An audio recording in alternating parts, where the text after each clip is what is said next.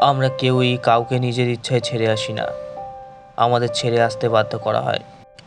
আমরা কেউই স্বইচ্ছায় একা থাকতে চাই না, আমাদের একা থাকতে বাধ্য করা হয়।